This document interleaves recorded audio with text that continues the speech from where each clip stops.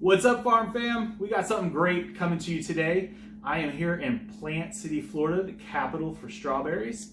And we're going to be meeting some awesome people, be able to take a tour and learn about the strawberry industry and how it impacts Florida and the rest of the world, and also our country, I guess. So I'm going to introduce you to my great friend, Tiffany Dale, and she is excited to share some amazing things with you. Hey Tiffany, thanks for joining us today. Tiffany is one of the girls that helps run the Florida Strawberry Growers Association. And what do you have to talk to us about today? Yeah, Rob, we're so excited you're here. It's always exciting for folks to want to tell the story of Florida agriculture and the strawberry industry. And we'll go ahead and talk about what goes on here at the Florida Strawberry Growers Association. So the association began in 1982 with a group of local strawberry growers who were concerned about having a unified voice for the industry. So that has evolved over the years into a team of 4 who resides here in Dover, Florida, where our association building is and where our offices are. And we do things from, we have a director of marketing, Sue Harrell, known as Strawberry Sue. Myself, I work with our growers on communications and staying up to date with what goes on in the industry and agencies, local, state, federally, just kind of keeping them abreast of what all's going on that may affect their business.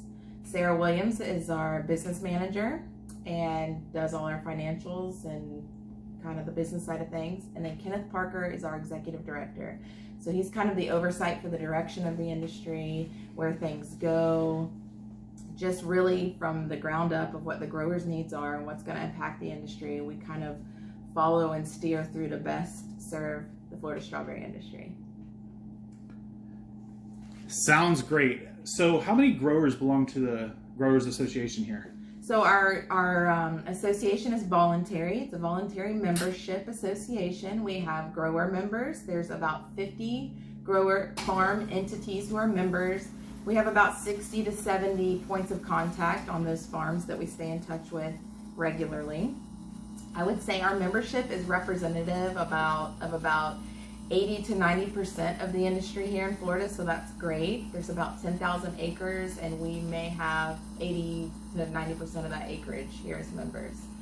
We also have allied partners, which would be folks in the community who are interested in supporting Florida strawberry growers and reaching them, whether it's a product or just support. So our association encompasses a large percentage of what goes on in the Florida strawberry industry, which makes us a great resource and point of contact for information and just networking.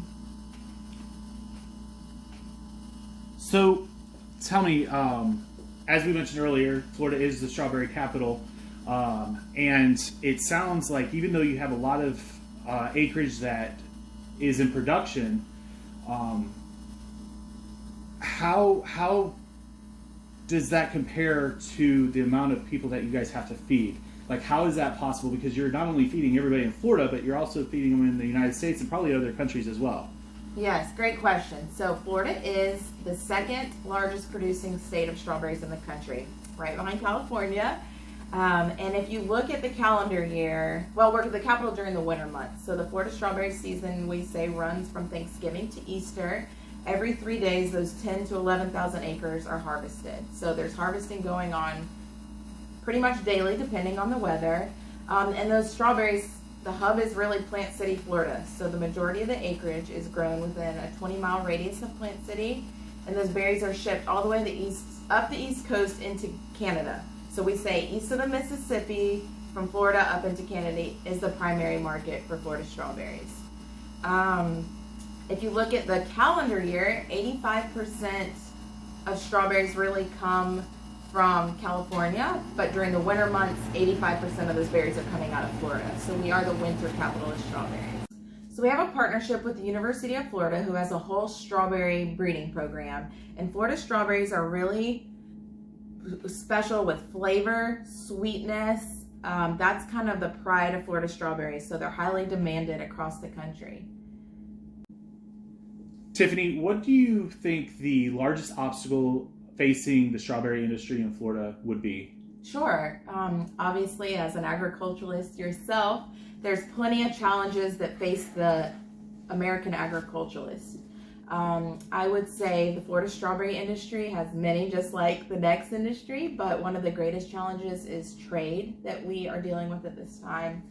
There's imported products from Mexico is one of our greatest competitors, and maintaining that fresh product on the shelf is what the retailers are really striving to do year round. So while the Florida strawberry industry is during the winter months, it's very important to us in our industry as a huge economic driver to our state to have those Florida strawberries available on the shelves. So we do a lot to promote the importance of buying local, the quality of Florida products, the freshness and great flavor of Florida strawberries to ensure that consumers are requesting that Florida local product. So that's one of our greatest challenges. Is just really the awareness and drive for consumer recognition and purchasing power of supporting the local Florida industry and American products. So during the winter, it'd be fairly easy to find Florida grown strawberries in our grocery stores here in Florida. How about our folks that are in northern states? Like you said, you pretty much stay east of the Mississippi up to Canada. So our folks in New York City and New Jersey, in Raleigh, North Carolina, if they go into their stores and they see that the strawberries aren't American strawberries, they're not coming from Florida, what can they do to get them into their stores? Yes, consumers are interested in buying Florida berries because we are always shocked at how many people really love a good Florida strawberry. Can always ask their produce manager. So Rob kind of touched on that, but always requesting the product, as agriculture is a victim of this across the board. Weather really makes a difference on your yields, when product may be available. So that's always a challenge. If we have a lot of cool days here in Florida, which is sort of rare, warm days and cool nights are great for a Florida strawberry. The coolness is going to make them sweeter, but the warmness really creates that growth. So if we have a lot of cool days, your yields are going to be less, so they may not have enough to take truckloads up north. Additionally, if weather's very extreme in the northern states and they're transported on a refrigerated semi-truck, those semi-trucks may not be able to get into the infrastructures of distribution centers and stuff too. So there's all kind of factors in the equation, but we do a lot of promotion and outreach on having consumers request those berries. So, but if you're the actual consumer and you're standing in the store and you just happen to notice that those strawberries are never staying fresh from Florida, what can they do with the store that they're standing in? What can they do to see about getting your strawberries in there? Yeah, we always request even freshness of berries. If you do see Florida berries there and they don't look the freshest, you can always communicating with your produce manager is really what we encourage. Finding someone in the produce department, asking about Florida strawberries, and they really have the insight on availability. And yeah, that consumer push is really what retailers need to accommodate. They want that buyer to return and find the best product that is available. Well, Tiffany, I appreciate you taking a few minutes to talk to us about some of these important topics with the strawberry industry here in Florida. Now, I know you've got some really cool things planned for us, so we are about to move out of the kitchen and into the fields. Yes, let's go. So, all right, hang tight, guys. See you soon. Here we are at the Florida Strawberry Growers Association office behind us, and then here we have a research field. So just to kind of give you an idea of how strawberries are grown, it's on a raised bed system like you see here, and there's a drip irrigation tube that runs under the plastic over the top of the bed. So in the fall, usually August, September, the growers prepare the fields and they run a bed press through a field. So they get the ground all ready, they run the bed press, and it creates these beds, these raised bed systems. Then there's a plastic laying machine that follows behind and will lay that drip tube and the plastic over the beds. The third part of the process is a hole punch that will run through the field, and holes are punched into the plastic and in the bed. Then our strawberry growers get little strawberry plants from nurseries out of North Carolina, Canada, higher elevation areas, and they plant those tiny little strawberry plants into the holes. So that happens in September usually, and then in 30 to 40 days, the plants are mature enough to begin producing fruit to be harvested. So that puts us at about Thanksgiving.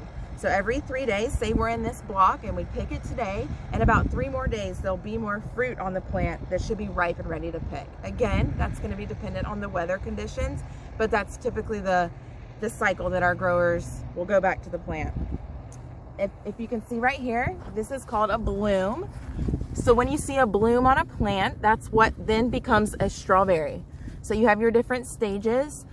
Within about 25 to 30 days, this bloom will then become a berry that's ripened enough to be picked.